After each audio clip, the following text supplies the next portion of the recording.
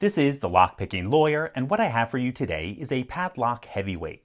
Consisting of nearly 3 pounds of hardened steel, it's the Chubb Conquest Model 1K12C. This 25-year-old lock is no longer sold, at least not under the Chubb name. You see, not too long after Chubb was acquired by the Abloy Group, Chubb's products were placed under the Union brand name. It's a sad end to a name that appeared on some of the best and most innovative locks available for 200 years. Now, there's nothing particularly special or innovative about the Conquest. Pretty much every component is of a traditional, well-proven design. The weakest link is probably the core, but Chubb did offer a more pick-resistant option, and even with the weaker core, the bitting on this key is exceptional, almost certainly the product of a locksmith who knew how to make life difficult on pickers. So, let's see what it takes to get this open, and then we'll take it apart and see what's inside. We can flip open this dust cover and then put some top of the keyway tension in using this thin wiper insert. Then we're going to use a nice deep hook in 18 thousandths. Click out of 1, nothing on 2, nothing on 3, 4, 5, 6 is binding.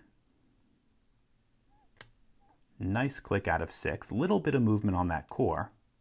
Back to the beginning, nothing on 1, 2, click out of 3, nothing on 4, 5, or 6. Another click out of 1, nothing on 2, 3, 4 is binding. Got a little click there, nothing on 5, click out of 6, and a little bit more movement on that core, nothing on 1. Okay, counter rotation on 2, definitely a spool in there. There we go, we got 2 set, but I certainly felt some stuff drop. 5 was one of them, nothing on 6. Reset 1, nothing on 2, 3. Click out of 4, nothing on 5. Click out of 6, and we open this up. Okay, let's take this apart to see what's inside. The first step is removing this dust cover on the bottom. That's just a matter of 1 hex screw. When taking this off, we need to be a little bit careful of a spring and ball bearing that form the detent that holds the dust cover closed. Now, to remove the core, it's a somewhat complicated operation. At least it can be. First, we have to remove a screw down the shackle hole. That relieves tension on a ball bearing. And that ball bearing is actually what holds the core in place.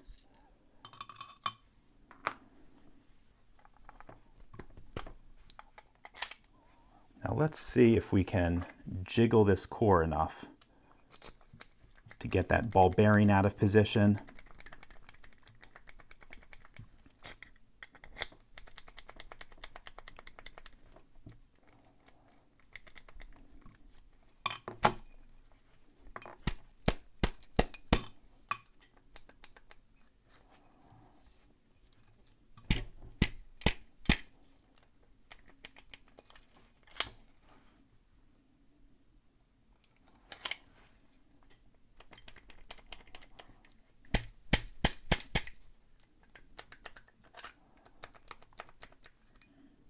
Seems like this is being a little bit difficult on us. I can see that ball bearing, and it is almost, there we go. That ball bearing looks like it's just covered in the initial assembly grease. And it just doesn't want to move. That should be free floating. When I put this back together, I'll cover it in some oil. Now for taking this core apart, this is also covered in the factory assembly grease. And we have a special kind of clip. There we go.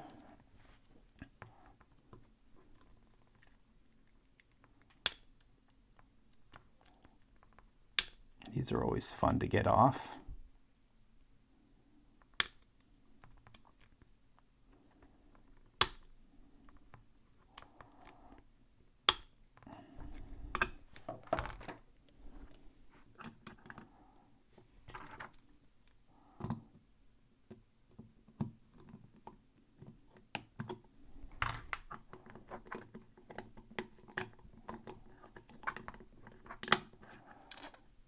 Okay, this lock is not making it easy.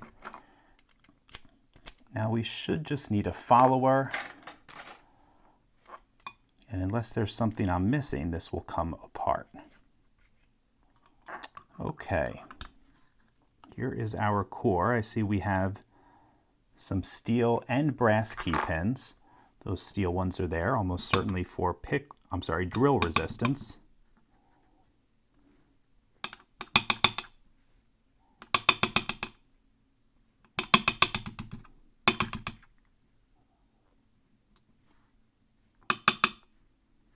Okay, the assembly grease is making this a little bit difficult to take apart. You can see on that core we do have some wide open tops, and the diameter being larger than the pin chamber probably makes us pick each of those chambers a couple times extra.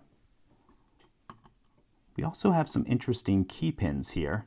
In addition to the steel anti-drill pins, we can see there is a taper on the top of these. That makes it very easy to overset your key pins. Okay, a steel anti-drill pin in slot 1.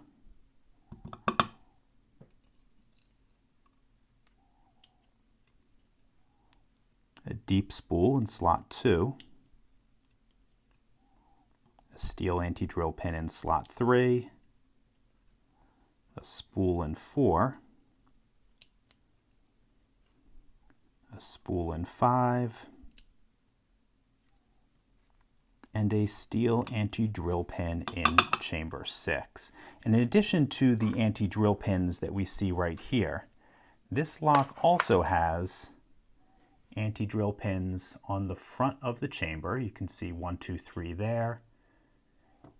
This one and this one probably protect that pin stack, but one right here protects where that ball bearing goes in, and that's what holds the core in place. So it's very good they have drill protection there. Otherwise, that could be a significant weakness.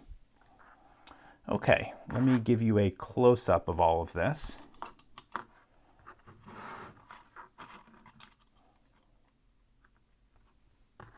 Okay, you can see we mostly have standard key pins, with the exception of those little tapered tops on the brass ones and the steel ones that are there for drill resistance. And then for the driver pins, we have 1, 2, 3 steel anti-drill pins and 3 spools. And they are nicely machined spools as well.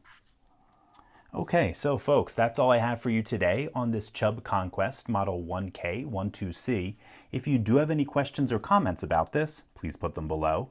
If you like this video and would like to see more like it, please subscribe. And as always, have a nice day. Thank you.